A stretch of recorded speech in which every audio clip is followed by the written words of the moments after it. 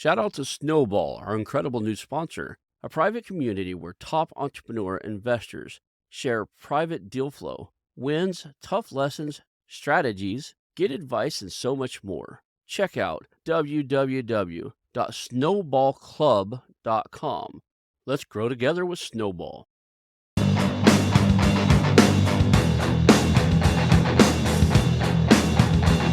Hello, and welcome to the How to Exit podcast, where we introduce you to a world of small to medium business acquisitions and mergers.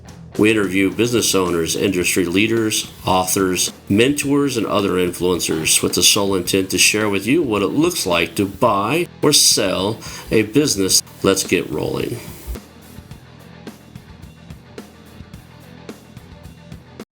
And now a moment for our sponsors. I want to highly recommend you get Acquisition Aficionado magazine. Every month, Acquisition Aficionado magazine brings you tactics for business buying and selling you won't find anywhere else. Learn firsthand from industry leaders who share their success stories, featuring in-depth interviews and stories from leading figures in the business acquisition industry.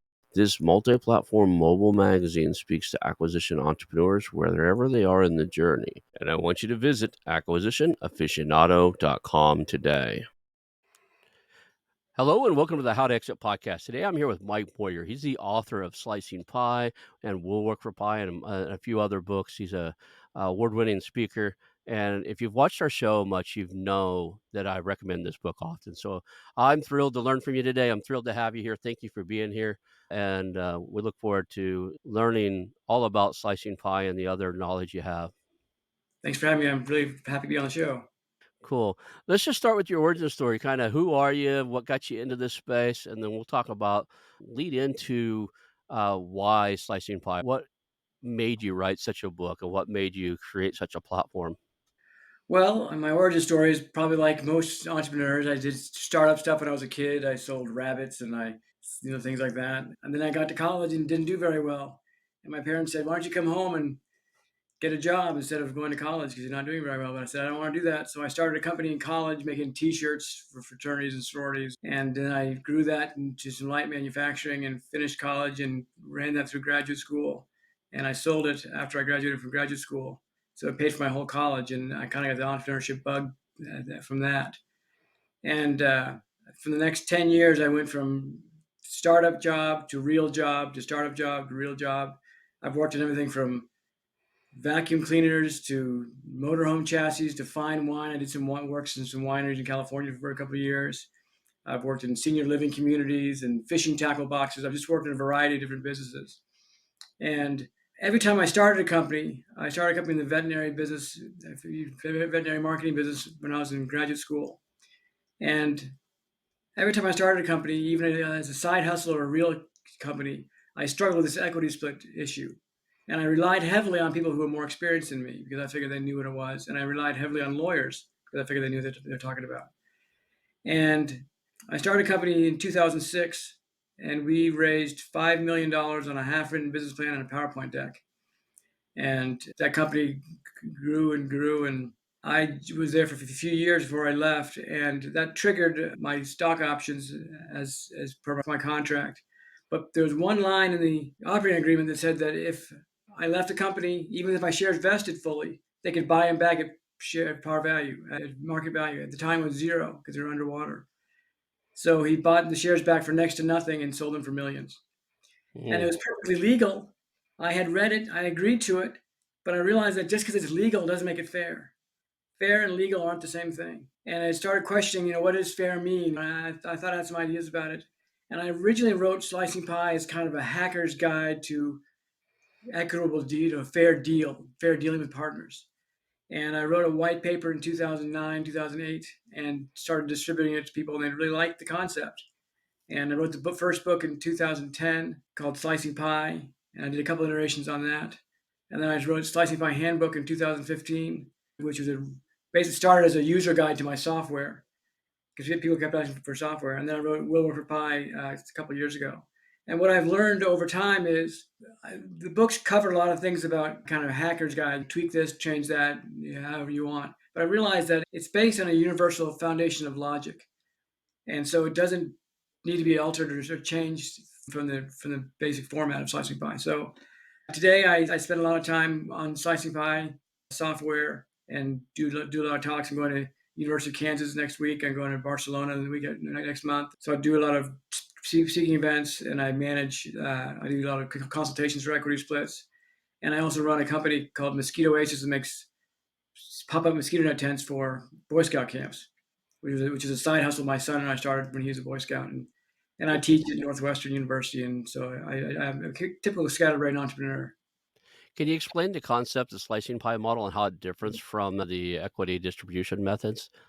So there's two ways of splitting equity in this world. There's the fair slicing pie way, and there's literally everything else. So the best way to understand slicing pie is by thinking of an analogy of the game of like a gamble, like blackjack. Do you know how to play blackjack? Oh, yeah, absolutely. Let's pretend that you and I are going to play blackjack together as a team, not opponents, but as a team. We're playing on the same hand. And we're going to split the winnings 50-50 because we're friends. So we'll fist bump on it. So we go to the table and we each put $1 on the same hand of blackjack. We don't know if we're going to win. We don't know how much we're going to win or how long it's going to take to win. The future is unknown. We cannot predict the future. What we know for certain, though, is that we each bet $1. So the dealer deals two aces. So when in blackjack, you split the aces and double down. But I'm out of cash and you're not. So you put $2 more down. So you bet $3 and I've only bet $1. We still don't know if we're going to win or how much we're going to win or how long it's going to take to win. What we know for certain, though, is you bet 3 and I bet 1. If we win, does our original deal for 50-50 sound fair? Not really, right? Like, not unless you do recoup your expenses first, It should be right? 75% for you and 25% for me. Your share of the winnings, logically, obviously, unambiguously, should reflect your share of the bets.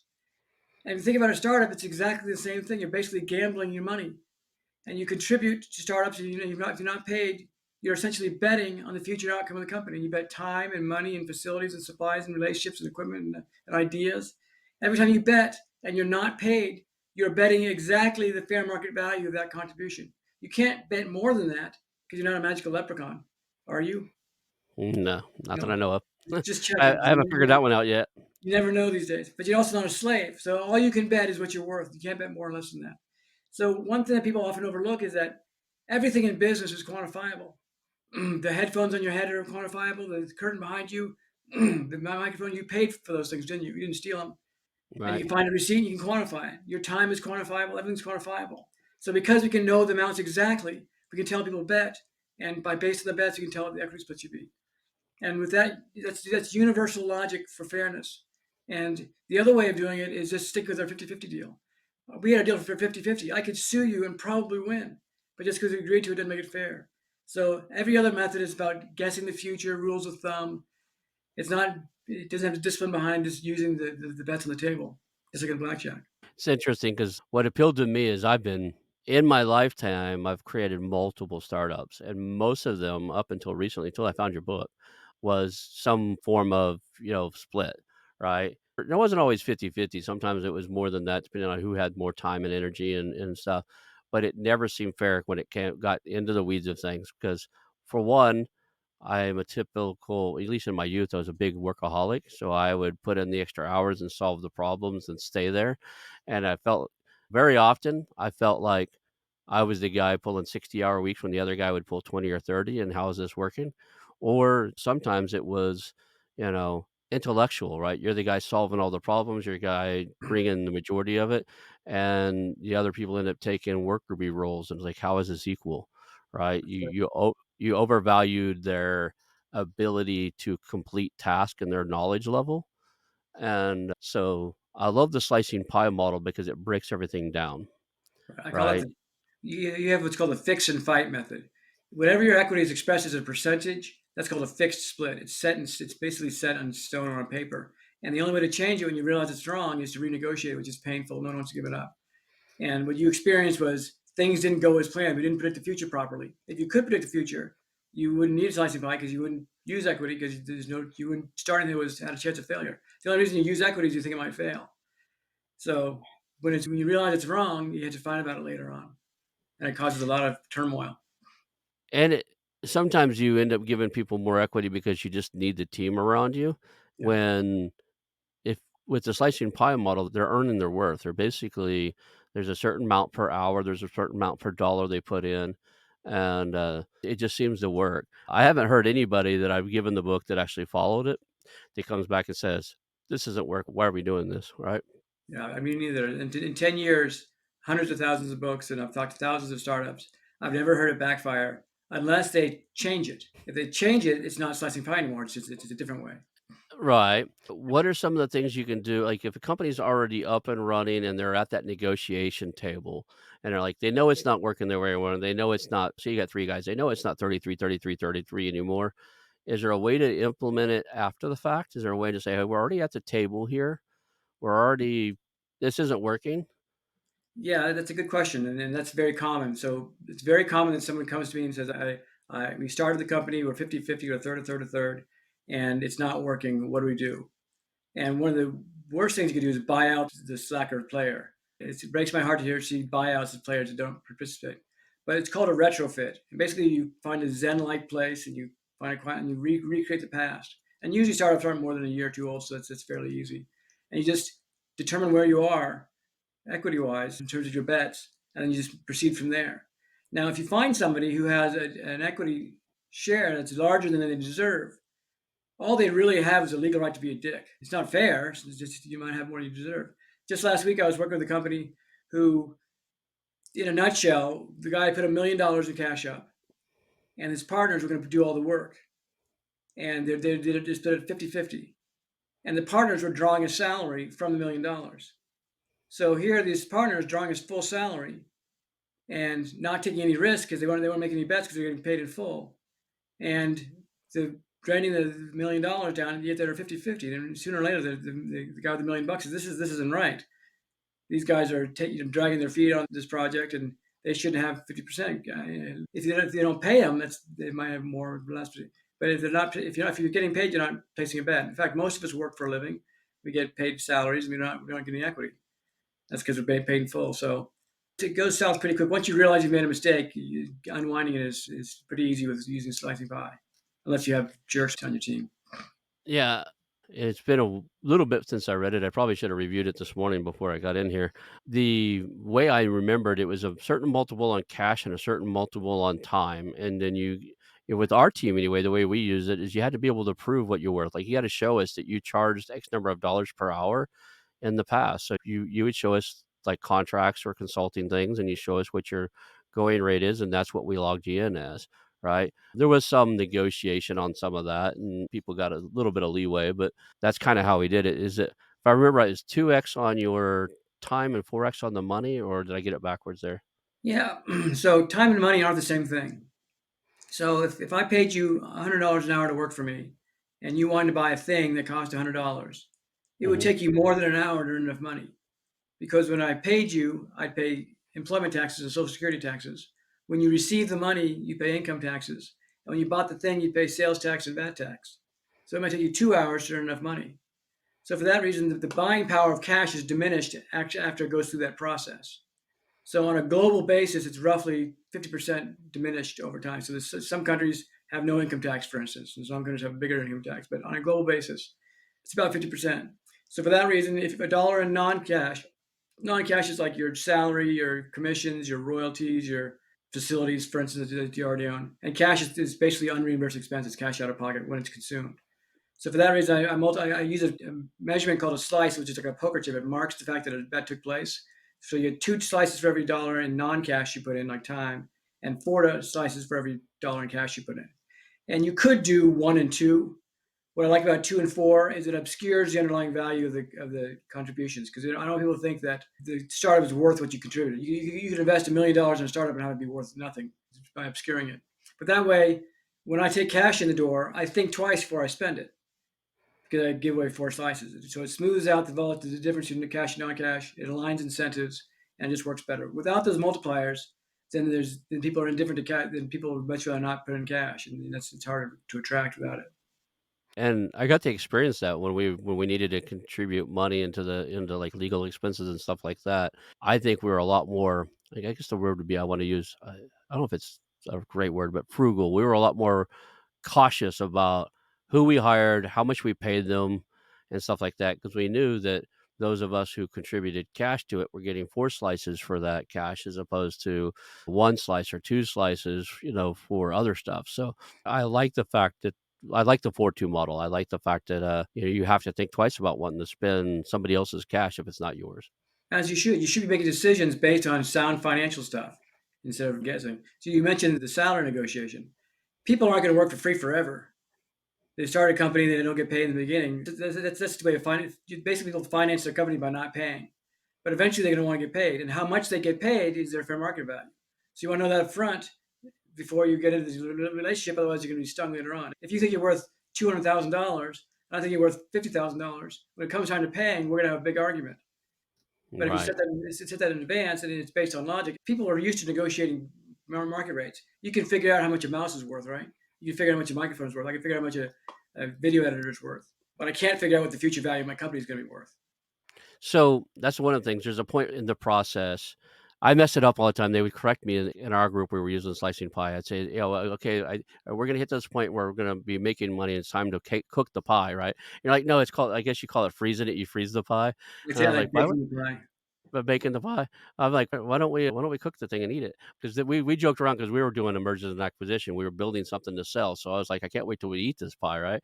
But, it was fun. It was a fun terminology too, the way you set it up. And, talk about the process of, like, okay, it's a startup, it hits a certain point of cash flow, and then the pie is it frozen or baked, or what do you call it in the book? Freezing or baking. So the slicing pie is for the bootstrap stage. From concept stage, I tell people when they start the company in earnest, they start putting time and energy into the business in earnest. That's when they start keeping track of what they're putting in. And the things you keep track of are the same things most companies track anyway. Most companies track payroll and expenses. There's nothing new here to track. But it works through break even or Series A investment.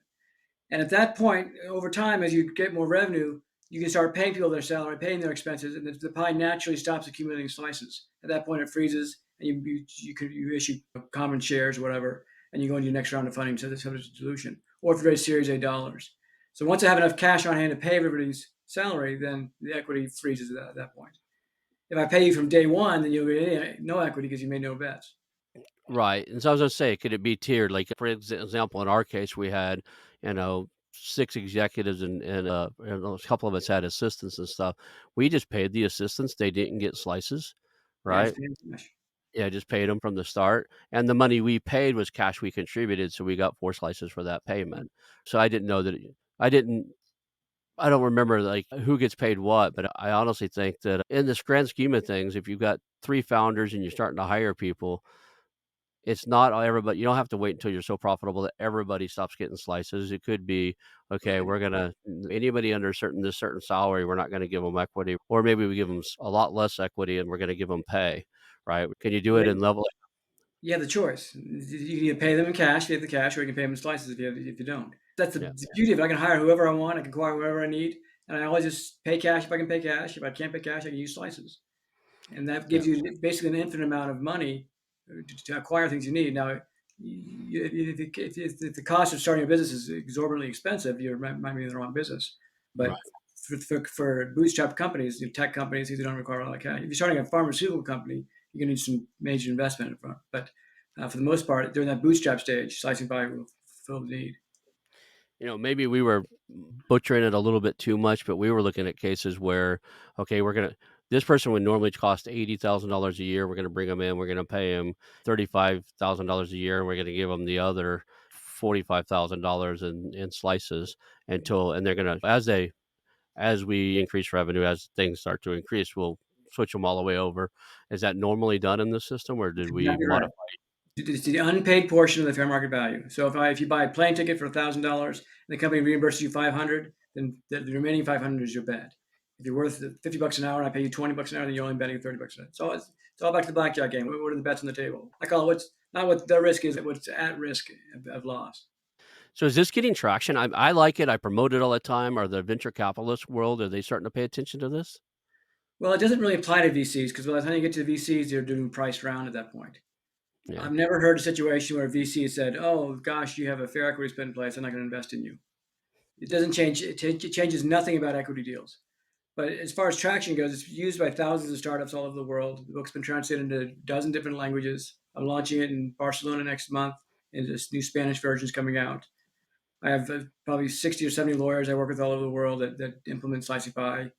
There's a company in Iran called slicingpie.ir that's translated the book and does it in Iran. I can't take any royalties out of Iran. I just tell them to donate it to charity. But it shows you that it works in literally any environment, any bootstrap company. It's a universal model because fairness is a universal construct. If we're brothers and our dad gives us a cookie, we split it at 50-50 because we're both paid exactly nothing to get it. So our only fair thing is to split it. Now, if it's your cookie, you can do whatever you want with it. You could steal my half, but that doesn't make it more fair. So fairness is a universal concept. I have 2 kids, and what I always do is, like, if one of them cuts it, the other one gets to choose, Right. And they're right? real careful how they cut it. Yeah, they're real cautious at that point 'cause we're just getting to the age right now where we get to call shotgun. My daughter's old enough, she can ride in front. I still make her ride in the back most of the time. She's the younger of the 2, but, I don't like to hear the arguments, so, like, when we share anything, it's like, you cut the pie and he gets to choose his slice, or she gets to cut it and you get to choose your slice, and that puts a stop to that. It's a basic instinct of fairness. They've done studies on monkeys, and monkeys can tell when things aren't being fair. So, where do you go from this? I mean, you've got this out there. Are you expanding the model any? Have you changed anything since the initial concept, or Well, the things that I have changed, the initial concept is stripping out the tweaks. I had a concept for using it for profit sharing, which in hindsight doesn't work very well, and how to treat contractors. Everyone needs to be treated the same way under the model. So what I've done is basically become more and more pure about how it is communicated. I did not invent fairness. Fairness has already existed. What I'm trying to do is interpret fairness for this part of our lives, which is business. Because we have the quantity, we can quantify business, we can quantify fairness. But it's taken on all over the world. Startups don't have a lot of money, so I don't make a ton of money on this venture, but I love it because it's one of the things I've done in my life that really has an impact on people's how people do things. The most common thing I get is, I wish I knew this 5 years ago before I started my last company. I wish I knew this 10 years ago. That's very common. People wish they had it, and when they find it, it's really refreshing because you can go once you have the model in place, you can go anywhere from there. if you think about it, there's story after story after story where people wish they had this model. The one that keeps coming to my mind is Craig from Craigslist, right? He won't ever remember me, but I lived in San Francisco for a while. I actually went to one of his house parties. I won't describe the party, it was very awkward, but I went to one of his house parties. I think it was something held that he held, and I don't even think he came out but once or twice in the whole damn thing. But I got to meet him once. He had a founder that started with him, and I think the guy owned like 20 something percent or 20% of the company. He had told, I think it was, let's say eBay or PayPal. It was eBay, I believe, but PayPal eventually bought eBay, or eBay eventually bought PayPal. But it was one of the two. And he told them no over and over again. And they finally figured out that this guy owned 20 something percent minority stake because he was one of the founders. Like, he helped Craig started it, but never didn't hang around, didn't do anything of it. But he had a piece, right? Mm. That guy sold to eBay, and there's huge stories about it. Made him so mad, you know. Had it been structured this way, I don't think the guy would have had it, because from the story, the guy didn't contribute what he was supposed to. It was one of these handshake deals at the beginning. He was in the room when the deal was made. He got 20%, and I think within the first year or two, he had left, Yeah. and way before it got big. And now he's made millions because he sold his chunk of something that ended up huge to somebody that the founder didn't want it sold to. It's a mythology around it. It's a legends like the movies that are about corporations this is the crux of the Facebook movie. The crux of the deal was the equity split. There's a movie Mhm. that I share with my students every year. It's called Startup.com. It's a documentary about starting a company. Have you seen it? Yeah, I've seen it. Yeah. And the only person who makes any money in the whole deal is the guy who flaked out in the beginning and got bought out early on. So he stopped coming, stopped showing up to work, stopped participating, and they had to buy him out for like $800,000. With a slicing pie model, he would have gotten about $12,000. Yeah. So, yeah, it's simple. It's simple enough that anybody can implement it, but it's revolutionary in the fact that nobody's done this in the history of business. We've been doing it the handshake model, fist bump model for so long, putting it on paper. And I like to consider myself a fairly intelligent guy. For the first 30 something, 40 something years of my life, I did equity splits. Like, I partnered with people over and over again. And a lot of the time, I can't say that I ever been really burned, but I've sold or got rid of a couple companies because I just couldn't deal with the partners anymore. Right. They owned too much of it. It wasn't making sense. I felt like I was doing all the work, and the only thing that I'd either have to buy them out, which didn't make sense, or walk away and watch them crash and burn the damn thing. And I've walked away from more than one. Separation of partners is one of the most traumatic things that can happen to a startup. And in slicing pie, there's a set of rules for that too. So the betting thing is that I call it the allocation framework, but there's also the recovery framework. And there's four reasons why someone can leave a company. They can be fired for good cause, which means they're grossly negligent or they had a performance issue. And I always encourage people to do warning, warning, fired. If you're going to take someone's bet, you got to give them the opportunity to save it. They can be Right. fired for no good reason, which means they just got fired out of the blue. They can resign for good reason, which implies that the company made promises that it couldn't keep. So I might have said, well, I might say to you, I'll pay you a salary in 6 months. In 6 months, no salary materializes. Now you have good reason to resign. Or you're in charge of our marketing. Now you're going to clean toilets. That's something you signed up for. You have good reason to resign. Or we're moving to Seattle. Pack your bags. So startups are notorious for making promises they can't keep. But if you do that, you're giving someone a good reason to resign. Or they can resign for no good reason, means they just up and quit one day. If they're fired for no good reason, for good reason, for performance or negligence, or they up and quit on you one day, resign for no good reason, they are basically walking away from their bet. So just like in blackjack, if I walk up, get up from the middle of the table and walk away, the casino's not going to chase me down and give me my money back. The money's gone, the bet's gone, so I'm walking away. Just like a solo founder, if they get walked away from the business, they lose everything. So you lose everything if you walk away, except your cash contributions get paid back at a later date. So you don't want to imply you're stealing people's money. That causes extra problems. But if you're resigned for good reason or you're fired for no good reason, your bet stays on the table and converts to equity to everybody else. So with those, so no matter what decisions people make or how they act or what decisions are what they choose to do, it's impossible to get screwed because even if you get fired in the middle, your bet is still represented on the table. So whatever you contributed is reflected in your final share. So it's a screw-proof model. It always works. Hey there, Hot Exit family. Today I'm thrilled to talk about Snowball, our incredible new sponsor. This community is more than just an investment hub, it's a place where growth is holistic. A private community where top entrepreneur investors share private deal flow, wins, tough lessons, strategies, get advice, and so much more. Snowball is a network rich with like minded, experienced entrepreneurial minds, including investors, founders, CEOs, and doers, all dedicated to meaningful growth. Snowball threads are like a daily masterclass. This isn't just about financial success, it's about enriching your entire life. If you're looking for a community that supports your entire entrepreneurial journey with shared wisdom and collective support, check out www.snowballclub.com. I believe their approach to compounded growth in wealth, health, network, and relationships could be the game changer you've been seeking. Let's grow together with Snowball. It's brilliant in the fact that, like, just say I come into a company and we all have to contribute some cash. You and I create a business, right? You put 100K in, I put 100K, right? You put in 100 hours, I put in 100 hours. And let's say we're both worth $200 an hour, right? We both put the same amount of time in. You think it's unfair when something happens and I've got a better idea and I got to leave. You and I aren't working out and we come to a mutual agreement that I'm leaving and it's for good, it's for you want we both want us to agree. You're going to let me leave for good reason, right? So my stuff freezes at that point, and you continue to put in time and stuff. Your equity continues to grow. Right. So when it comes time to sell, it's fair because my 100,000 and I think I said 100 hours is now only after 4 years. It's probably only worth 10% of the total, or you continue to grow, you continue to contribute, you continue to bring on other people. They continue to get slices. The pie starts to, you know, be sliced up more and more, and while the difference in value would be if I had you buy me out that day at the current value would probably be less than it would when it grew. It's not unfair, right? It's Right. an investment. It's like I bought stock at that early stage and I get to see how far it goes. Exactly what you're doing. It's exactly what you're doing. People often confuse stock compensation for real compensation, but I always encourage people to think of those things as totally separate. You get paid a salary or you get equity. If you owned Apple Computer shares and you went to work for Apple Computer, they said, "Good news, we found out you owned Apple Computer shares, so we're not going to pay your salary." That'd be ridiculous.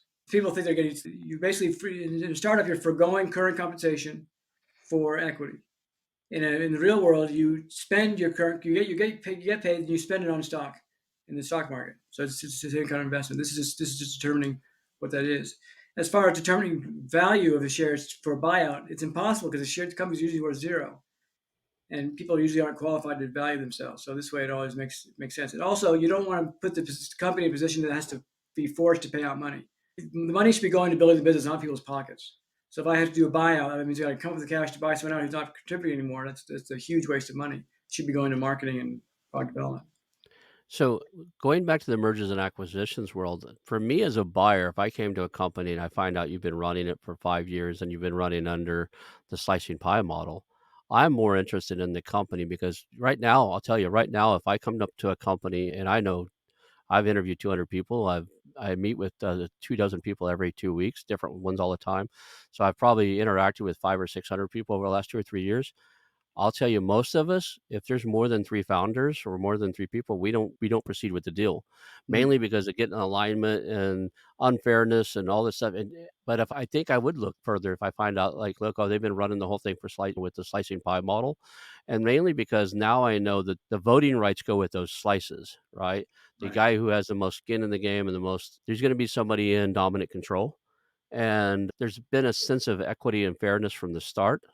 There's a lot of animosity in companies that was third, third, third. At the end, I've never seen one where everybody thinks everybody equally did equal, right? Maybe 2 people, but, when you get 3 or 4 more, there's always somebody they just don't feel carried their way. It's tough. If both companies are using slicing pie and you want to merge, just add your pies together, and you got a perfect Mhm. split without any, there's no question. If the companies are not using slicing pie because they're cash flow break even, then they are valuable in the sense they can be valued, and you can measure the value of that company through valuations techniques. But if they're both startups, they can just add the pies together. Sometimes it works out. Sometimes people don't realize that it's not working out. They don't realize that they're getting burned, especially in the beginning. So one common mistake people make is they think that their equity equals their compensation, so they'll split what's left over. But you got to get paid first before you can get your dividends paid.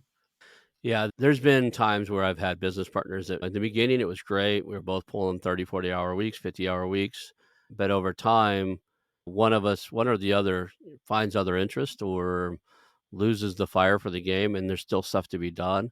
So Yeah, now you bring in a third person because the other guy, he just can't keep up with his work, and you start to question, is he not keeping up because he's not keeping up, or is there more work? Is there more? If you start looking at the logic of it, there's not more units of work. He's just less proficient at doing the units. right. So And there's this animosity that builds up, and so this solved that problem. you just give the person a warning and say we expect you to do X, Y, Z, and then the warning looks like a discussion. It's like what is causing you the blockage? Well, I need a better, faster computer. All right, well, that's reasonable. We can get you that. So a few more weeks goes, but if the behavior persists, then it's another conversation. Well, I need better software, so that's reasonable. We can get you that. Third time though, it's you. It's not the accommodation. But people have plenty of warning that they're going to get fired, and they get fired. So be it. They didn't care about the business anyway, so why should they care about having stock? Yeah, I'm a big fan of there's all employees are great employees. Just some of them would be better employees for other companies, right? You're like, I don't believe in bad employees. believe in you're in the right seat in the wrong seat, and sometimes your seat's somewhere else. I'm sure you're a great employee for somebody else. I say that most of us entrepreneurs make horrible employees for somebody else. One of my first experiences when I was promoting slicing pie back in the early days, about 10 years ago, I came across a guy whose CTO had been hit by a bus and subsequently died of his injuries. And his wife inherited his half of the company. But she had no skills whatsoever. She couldn't contribute. She had no intention or interest in contributing. I don't blame her, but she didn't want to give her shares up. And I don't blame her. But with slicing pie, he was without slicing pie, he was stuck giving her half the profits forever, even though he had to hire somebody else and give him a share out of his share. It was a mess. They eventually went out of business. With slicing pie, that would be termination with good reason. Resignation for good dying is a good reason to resign. So his wife would have inherited his slices, and they would have continued to dilute naturally as the person took on another partner. So that company would have gone forward in the wake of that tragedy. But he felt bad for her and everything else, and it's very sensitive. But slicing pie model gives you an answer to that question: what to do. Yeah, even if they say, "Well, I wanna hold on to the shares, I wanna watch it go," great, you understand that the company's gonna go around if your part freezes, right?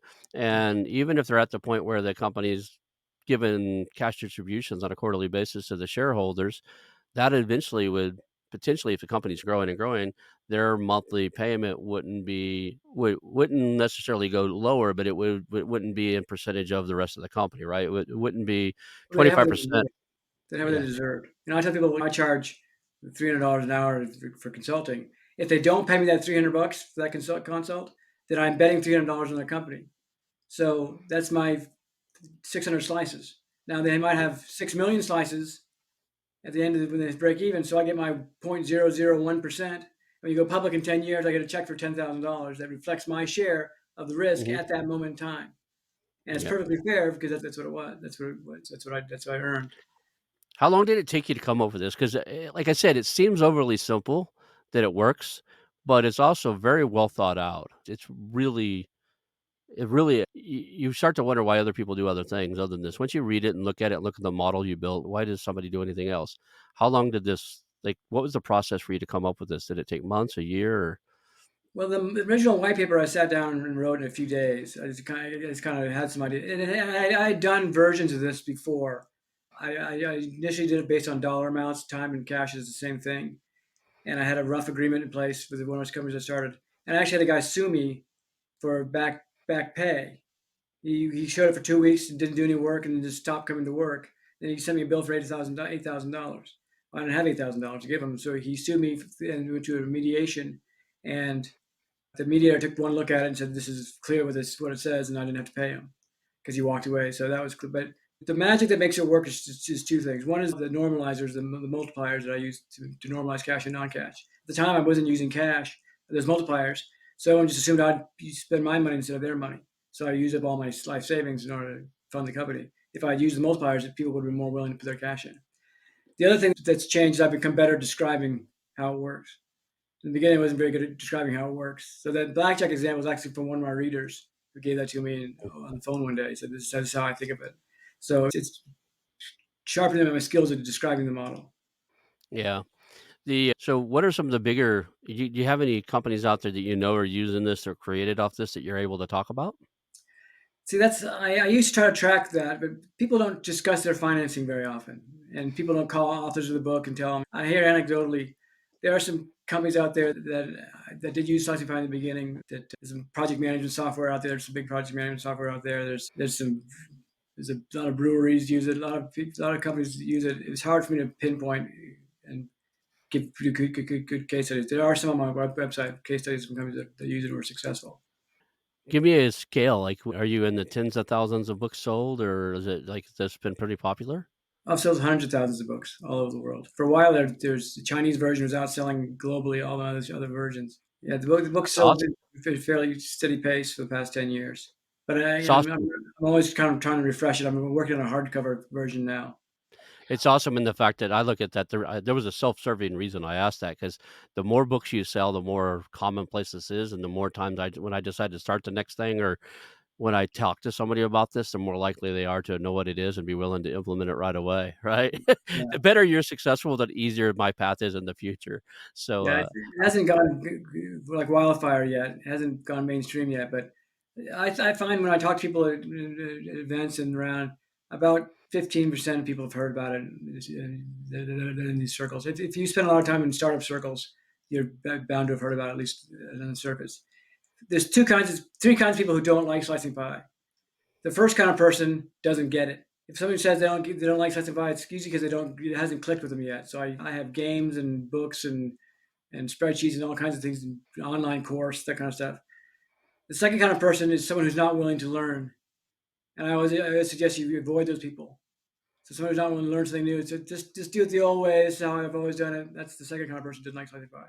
The third person who doesn't like slicing pie is someone who does get it, but it's their intention to take advantage of you. And I see desperate entrepreneurs all the time that take money they shouldn't, get in partnerships they shouldn't. I always tell people if it's a good deal, you'll find the money. If it's not a good deal, then you probably shouldn't have the money in the first place. So as long as your deal's good, it'll be okay. But besides those three reasons, there's no reason not to use slicing pie. inside of the mergers and acquisition realm, where do you see we talked a little bit about, okay, we implementing this after the fact. Is there a way to and I guess once you're profitable, everything's frozen. So it's mostly just for startups. I love the concept of this, but a lot of my merger and acquisition guys, they don't get the realm that they're kind of a startup when they're doing roll ups and stuff like that because they're putting together a team. Maybe they're raising capital, but they technically may or may not, depending on how they raise that capital, should be paying themselves out of it. And if it's a search fund and they've negotiated inside of the search fund, a salary for themselves and their staff, that's one thing. But a lot of times when we raise funds for acquisitions, unless you explicitly state, "I'm gonna pay myself this and my team X, Y, and Z," that's not normal. So we're expected to bring some skin to the game and to kind of put this thing together out of our without a soft, cushy salary to go through. Right. So that's one of the reasons I keep recommending this book. Like, look, you say you're going to do a roll up, you're going to pull it together a team of 4 or 5 people. Here's how you figure out what, and these are big projects. A lot of times these roll ups are tens of millions, if not hundreds of millions of dollars on the exit value. And you're buying profitable companies. So it's the less likely that it will fail if you can successfully pull it off. As like that was a kind of counterintuitive statement, right? It's less likely to fail if you can pull it off. Yeah. But you're buying profitable companies. So long as you get started, you have something profitable to sell on the other end. Right. So But what I tell people is Slicing Pie is a financing tool. It's a financing tool like a loan is a financing tool, a credit card is a mhm, financing tool, a convertible note is a financing tool, a safe is a financing tool, a VC round is financing. It's just ways of financing things. So it's for the team that's financing themselves by not paying themselves, by not paying for their expenses. Not paying for something is a way to finance a business. So in a merger and acquisition, you may finance the capital to buy that business differently than you finance the team. So to finance the team uses slicing pie, but the loan you take out or the equity round you raise for the acquisition, it could be a different form of financing. So I can go out and raise, have a $10 million fund that the management of that fund is its own entity, is its own pie, and deploying the fund is its own pie. So I can still use slicing pie for the management of it, and the management will get a percentage of the deal, which will be shared among the slicing pie holders. I love the software. We use your software too. So we put our time and our money in it, like at least I think once a week, at least minimum.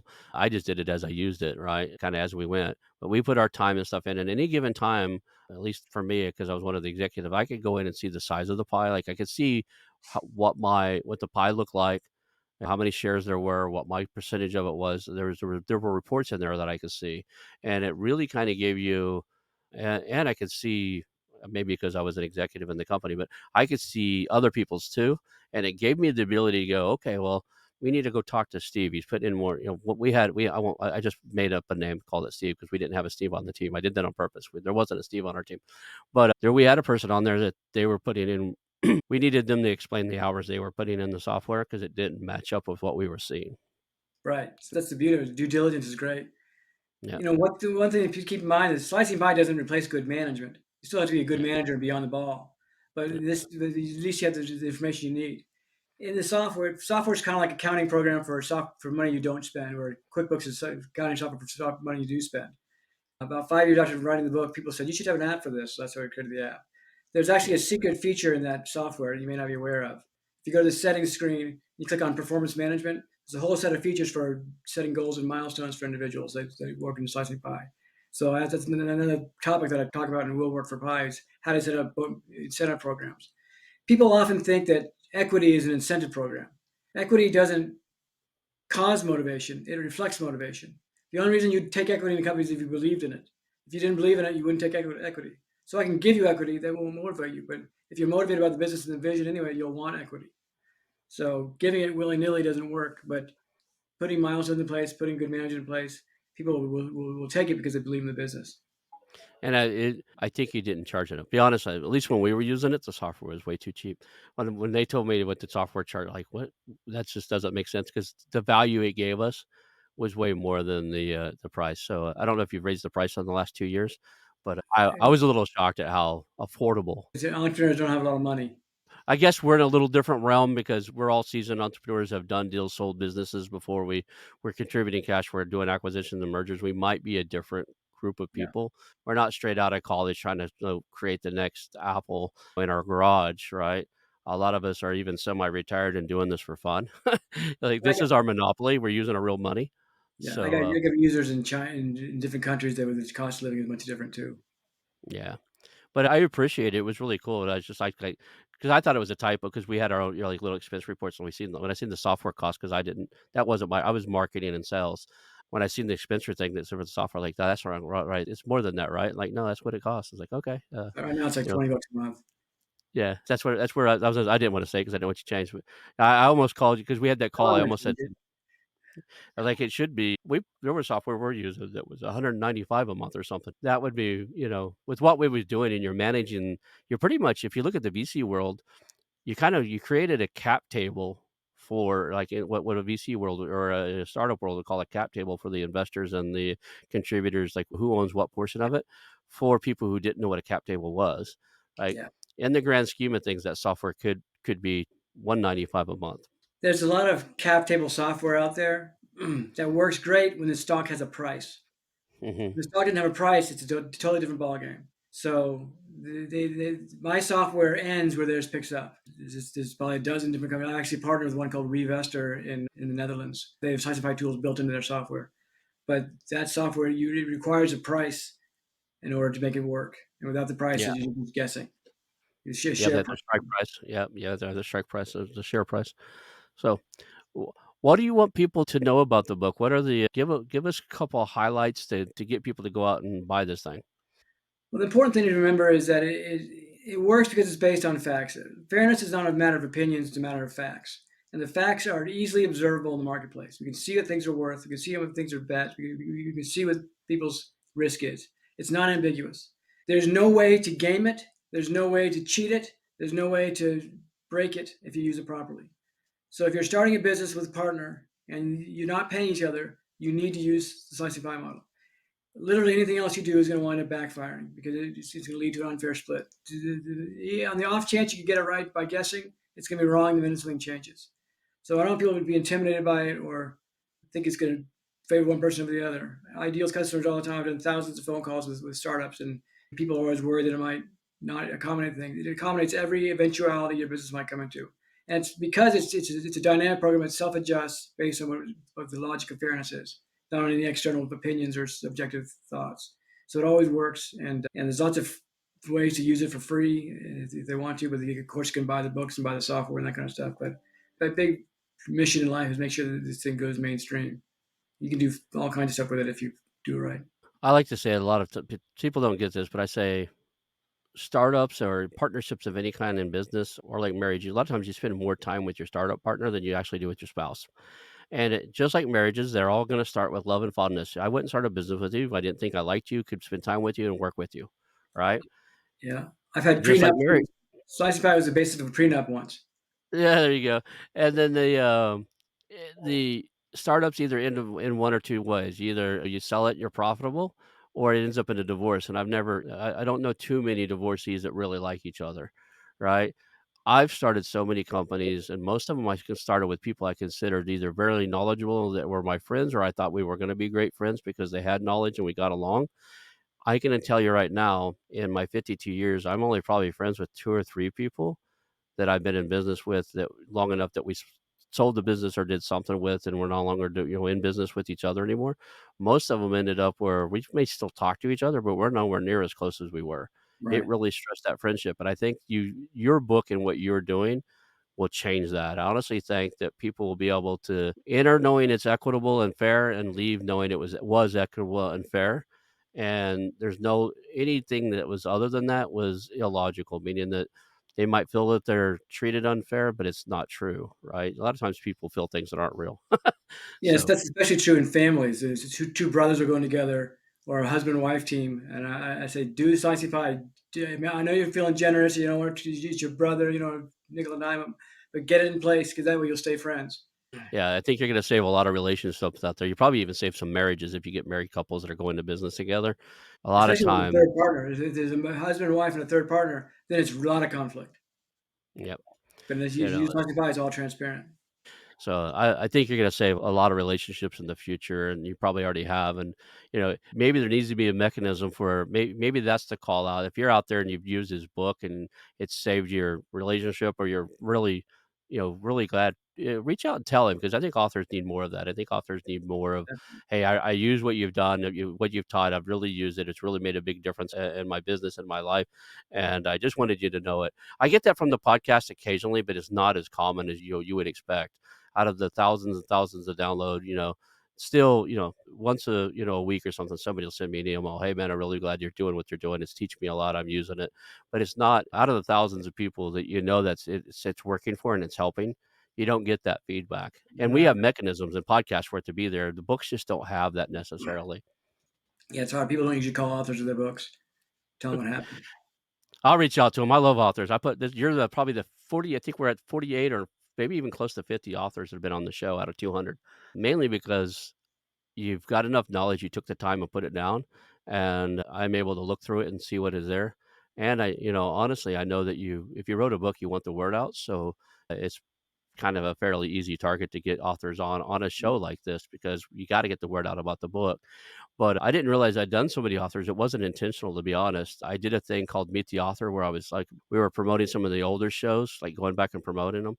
So we started creating graphics for Meet the Author. And when I got to my 47th, like, man, I've interviewed a lot of authors. I didn't realize a lot of them, but I interviewed people, didn't realize they had 2 books out. Right. But I'm a big fan of authors. I love people who capture their knowledge, put it down, allow other people to use it. There's a contribution to the world you're giving. And I want to, if nobody's thanking you, I do want to thank you. It has made a difference in our businesses. I won't enter into business structures that's not using something similar to it. They may not call it that, but you know, if I pitch them the book and they tell me no, I'll pitch it from another angle and they'll still use the methodology. Right? Like, okay, maybe we don't use slicing pie, but let's just do a thing where if I put money in, it's worth X, and if I put time in, it's worth the Y. Can we agree upon that? And now they lower that bar down to having to read a book and follow somebody else's model, but I, it's still the model. I have a 12-page guide you can give to someone who doesn't get it right away. So how does people reach out to you? How do people get that? And how people? I know that you can go to Amazon and look for Slice and Pie, and We'll Work for Pie, and the other. Look up your name. You got some other books out, but what would be your preferred method for people to reach out to you?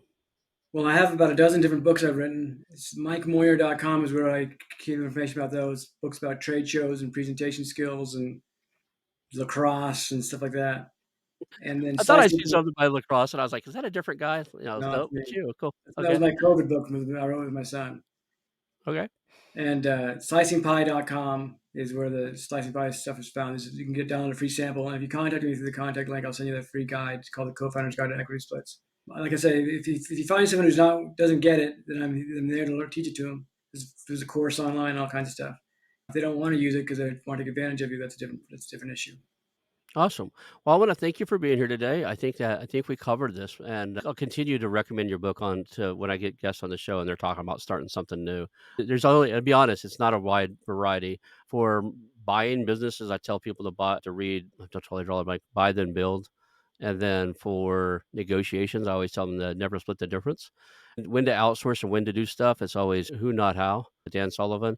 And when they start talking about starting something new and they're like going to create like a startup or a roll up or whatever, I was like, you got to read Slicing Pie and you got to implement it. It's what's going to keep, it's going to save that relationship. You want to be friends with your brother-in-law in 2 years after this business is going. Read this book, implement it. It'll save your first friendship. It'll save your relationship, and it'll save a lot of frustration. So I promote your book constantly, and I'll continue to do that.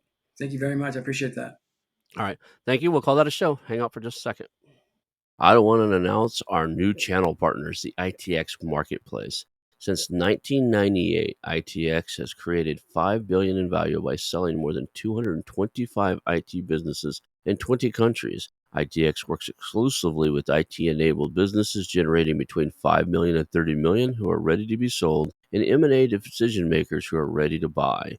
For over 25 years, ITX has developed industry knowledge that helps determine whether a seller is a good fit for their buyers before making the match. ITX Mergers and Acquisition Marketplace we have partnered with has a proprietary database of 50,000 plus global buyers seeking IT service firms, managed service providers, Microsoft service providers, software as a service platforms, and channel partners with Microsoft, Oracle, ServiceNow, and the Salesforce space. If you have an IT enabled business you're ready to sell, I want you to visit the itexchangenet.com/marketplace. How to exit. That link will be in the show notes. Visit them now.